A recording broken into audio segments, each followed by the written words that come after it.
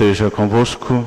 Ele está no meio de nós. Proclamação do Evangelho de Jesus Cristo segundo Mateus. Glória a vós, Senhor.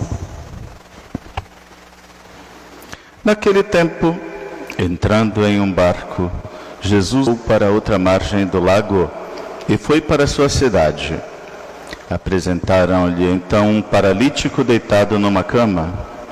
Vendo a fé que eles tinham, Jesus disse ao paralítico: coragem, filho, os teus pecados estão perdoados. Então alguns mestres da lei pensaram: esse homem está blasfemando. Mas Jesus, conhecendo os pensamentos deles, disse: por que tendes esses maus pensamentos em vossos corações? O que é mais fácil dizer: os teus pecados estão perdoados? Ou dizer: levanta-te e anda? Pois bem, para que saibais que o Filho do Homem tem na terra poder para perdoar os pecados, disse então ao paralítico: levanta-te, toma tua cama e vai para tua casa. O paralítico então se levantou e foi para sua casa. Vendo isso, a multidão ficou com medo e glorificou a Deus por ter dado tal poder aos homens. Palavra da salvação. Glória a vós, Senhor. Louvado seja nosso Senhor Jesus Cristo. Para sempre seja louvado. Bem, nós estamos nesta semana numa discussão acerca de Deus. Deus castiga ou Deus não castiga? Deus pune ou não pune quem erra?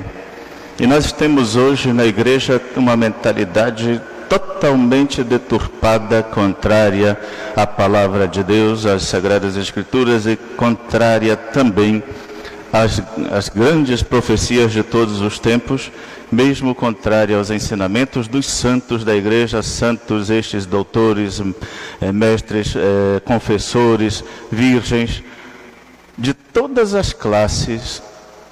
Todos os santos, embora crescem na misericórdia de Deus, sempre entenderam que o castigo, como diz a Sagrada Escritura,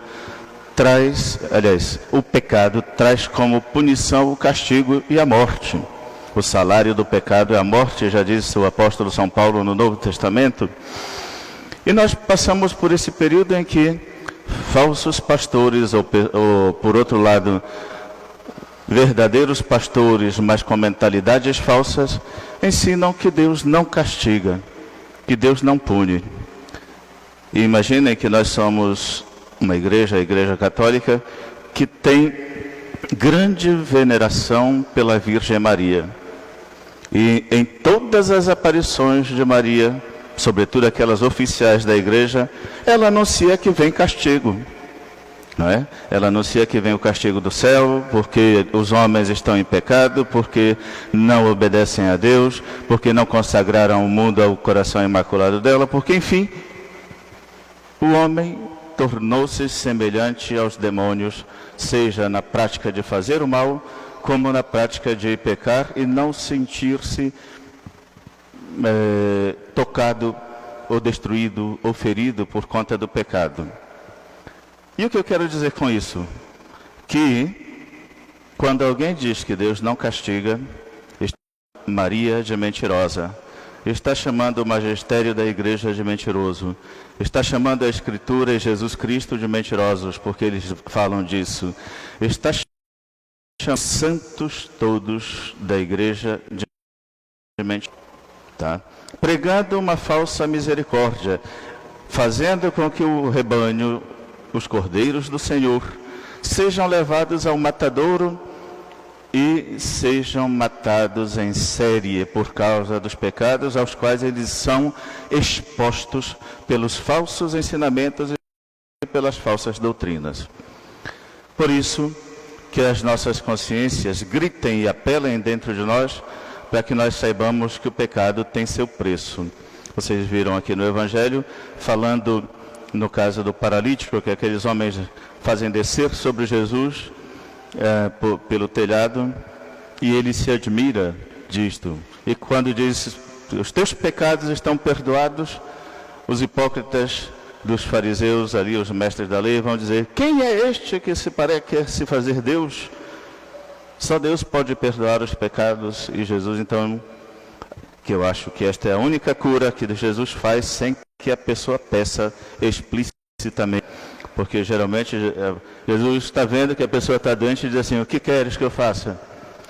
Aqui não, para que vocês saibam que o Filho do Homem tem o poder de perdoar os pecados, eu te digo: levanta, toma tua cama e anda. E depois o Evangelho vai dizer que era um sábado, que ele vai voltar, vai continuar a história, né? Mais para frente.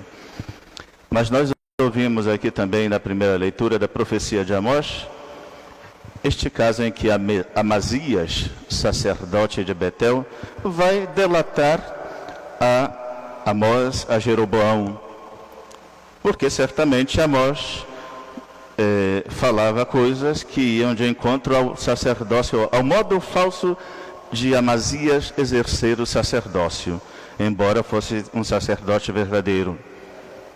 E quando um profeta fala, ele incomoda aqueles que não estão na verdade.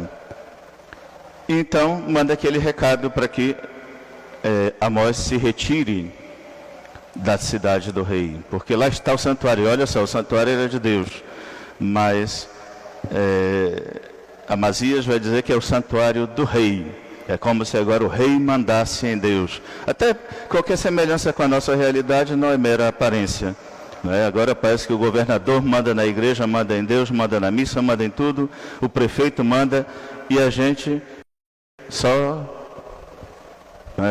Mas eles não têm autoridade sobre Deus e sobre as coisas de Deus. Sinto muito informar. E eu acho que age com necessidade quem obedece cegamente a estas pessoas. Isso não quer dizer que você tenha ou não que aderir às medidas de prevenção contra o estado da pandemia. Isso é outra história. Mas Deus é absoluto sobre todos os governos. O santuário, a Igreja Católica, as paróquias, a Diocese de Macapá não são do governador, não são do presidente, não são de ninguém. São de Deus. E como eu posso ordenar que se feche o santuário de Deus? Eu me sinto assim às vezes, até como nesta situação de Amós, em que ele é mandado sair para não dizer a verdade no santuário de Deus, para se refugiar e buscar alimento em outro lugar. E ele vai dizer: eu não sou profetas, sou apenas um plantador de não sei o que, colhedor de sicômoros, não é? Para dizer, vocês sabem que os profetas eram como aqueles que tinham uma liderança e um grupo de seguidores. Então, os profetas eram reconhecidos pelo rei e pelas autoridades sacerdotais. Os filhos dos profetas eram aqueles espécie de discípulos deles. Assim, quando o profeta morria, a profecia podia durar ainda por muito tempo. Não é? Assim nós temos, por exemplo, Isaías, que pode ter durado 200 ou 300 anos, não é que ele viveu tudo isso. Mas os filhos dele, os discípulos dele, continuaram a profecia de Isaías. Porque não tinha como ele passar de um exílio ao segundo, ao terceiro e narrar tudo isso daqui. Então os filhos dos profetas fizeram este favor de redigir os textos em nome de Isaías, e nós o temos até hoje incluído na profecia. Mas para dizer, no final vem a praga, não é? O profeta Amós diz assim: vou profetizar para Israel, meu povo, e agora ouve a palavra do Senhor. Tu dizes, não profetizes contra Israel, não insinues palavras contra a casa de Isaac. É como nós estamos ouvindo hoje, a gente não pode mais falar a verdade na igreja, a gente não pode mais dizer o que é a doutrina da igreja. Tem que pregar um Deus falso, um Deus que só é bom, um Deus que não é justo, um Deus que não é santo, um Deus que tolera qualquer porcaria, qualquer tipo de gente que não está nem aí para Ele. Não é? A gente não pode dizer a verdade, porque senão vão dizer as mesmas coisas para nós. Mas pensem no cumprimento desta profecia. Tua mulher se prostituirá na cidade. Teus filhos e filhas morrerão pela espada. Tuas terras serão tomadas e loteadas. Israel será levado em cativeiro para longe de seu país. Queiramos nós ou não, também para nós recai essa praga. Porque quando alguém não aceita a profecia de Deus, as mulheres se prostituem. E o que a gente vê hoje é prostituição generalizada. Não são só aquelas que vendem o corpo, mas agora dão de graça e o oferecem por aí à torta e à direita. Teus filhos e filhas morrerão pela espada. Nós estamos vendo a juventude morrendo na criminalidade. Grande parte dela esfaqueada, grande parte dela por arma de fogo no confronto com a polícia. Tuas terras serão tomadas e loteadas. Ninguém respeitando a propriedade de ninguém, roubo à torta e à direita, não é? Israel sendo levado em cativeiro. E é o que está acontecendo, a gente não tem mais liberdade para andar na rua, não tem liberdade para falar o que pensa, nem de dizer a verdade. Estamos num cativeiro, sem ter saído da nossa terra e do nosso país. Não somos donos mais sequer da própria vontade, nem da nossa liberdade, que é um direito fundamental e um direito essencial do homem. Então, meus irmãos, pensemos no castigo que nós estamos vivendo. E isso se deve à nossa falta de escrúpulos, à nossa falta de comprometimento com a verdade, à nossa conivência com o pecado, à nossa tolerância para com o pecado geral, também ao nosso silêncio para com a situação de erro que a gente não corrige mais a ninguém, em nome de um falso respeito humano, né? Em nome de tudo isso, nós estamos pagando. Aí nós estamos vendo os bandidos entrarem nas nossas casas, estuprarem as moças das nossas famílias, vendo-as entregar-se a criminosos por aí e serem por eles iniciadas, pervertidas, mortas, né? Vendo o mal se alastrar e a gente continua dizendo não existe castigo. Se isso não for castigo, eu não sei mais o que é castigo. Tá? Então, pensemos nestas coisas, meus irmãos. É preciso que a gente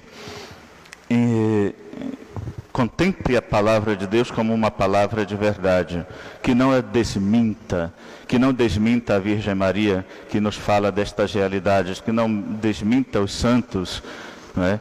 Que a gente realmente professe a verdade e se adeque a ela para que a gente possa responder a esses desafios da vida com precisão, com discernimento e sair vitoriosos porque estamos do lado de Deus.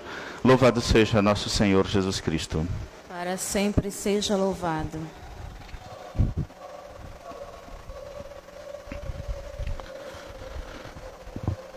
Assim como os amigos do paralítico